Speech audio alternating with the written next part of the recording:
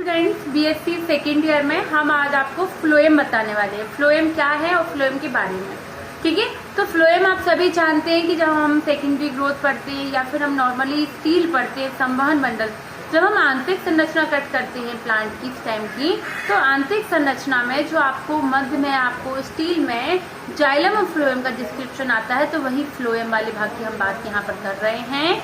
द्वितीयक फ्लोएम कैसे बनता है और उसकी संरचना कैसी होती है, इनकी कार्य संबंध और ठीक है पेरिडाइम के बारे में। तो एधा कोशिका मतलब जो कैम्बियम सेल्स होती हैं वही सेकेंडरी ग्रोथ करती हैं, और कभी भी सेकेंडरी ग्रोथ बिना कैम्बियम के नहीं होती है। कैम्बियम में विभाजन के फलस्वरूप इसमें क्या होता है, वृद्धि होती है, और यह कैम्बियम विभाजन से अंदर की ओर सेकेंडरी जाइलम और बाहर अंदर की ओर सेकेंडरी जाइलम, हाँ सही कहा, अंदर की ओर सेकेंडरी जाइलम, बाहर की ओर सेकेंडरी फ्लोएम का निर्माण करता है, ठीक है। तो एधा कोशिकाएं स्पर्शीय विभाजित होकर बाहर की ओर द्वितीयक फ्लोएम अवयवों को उत्पन्न करती। मैंने कहा ना, बाहर की ओर सेकेंडरी फ्लोएम।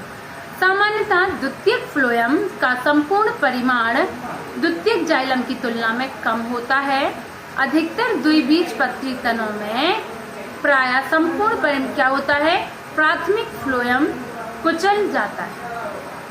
प्राथमिक फ्लोएम क्या होगा, क्योंकि वो दबता जाएगा प्राइमरी, और सेकेंडरी क्या होगा, नया नया बनता जाएगा, तो पुराना वाला दब जाएगा और कुचलता जाता है तथा क्रियाहीन हो जाता है।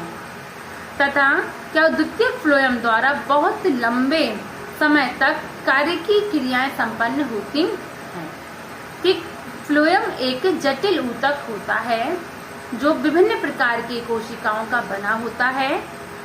एधा में इसकी उत्पत्ति सामान्य होती है। द्वितीयक फ्लोएम की अरीय पंक्तियों में कोशिकाओं का नियमित विन्यास पाया जाता है। किसमें, द्वितीयक फ्लोएम की अरीय पंक्तियों में कोशिकाओं का नियमित विन्यास पाया जाता है। चालनी नलिकाओं की तुलनात्मक संख्या बहुत कम होती है, जिनकी भित्तियां कैसी होने लगती है, मोटी होती हैं।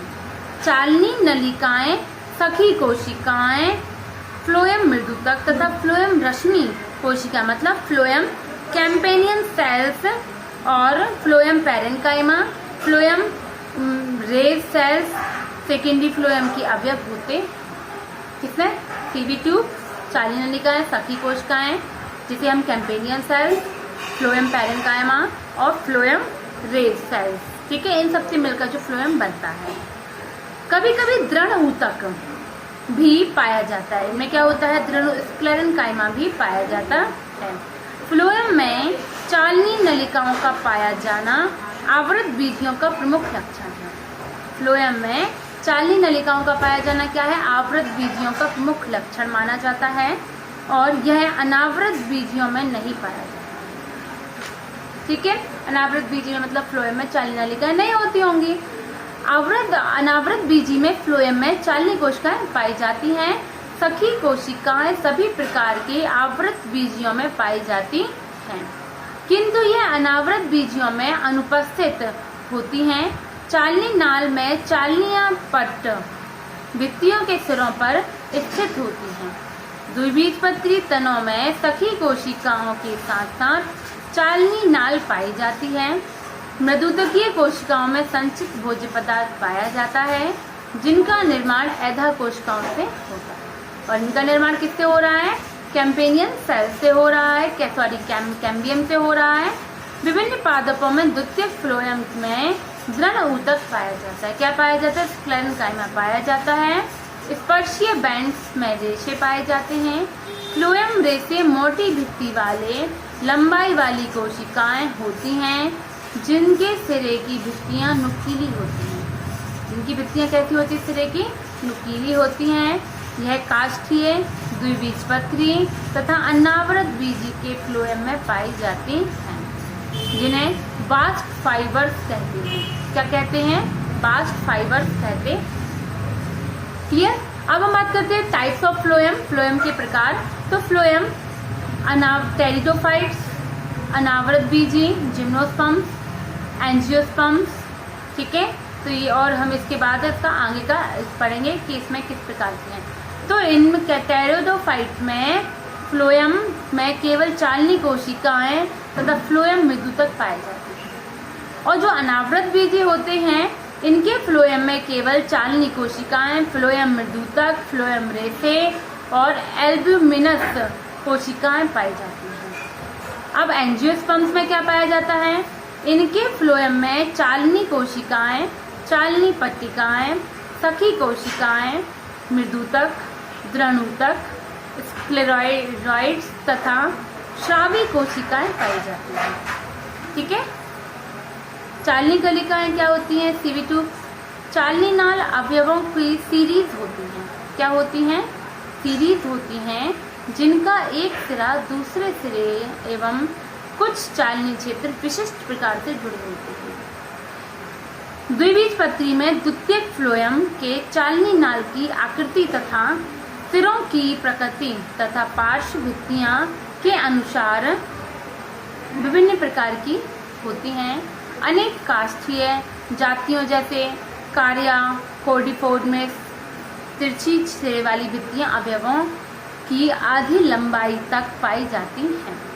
ठीक है। तो इस प्रकार से क्या है, चालनी नलिकाओं के विभिन्न प्रकार के स्पीच में, एग्जाम्पल्स में अलग अलग टाइप से किसमें किस प्रकार का पाया जाता है।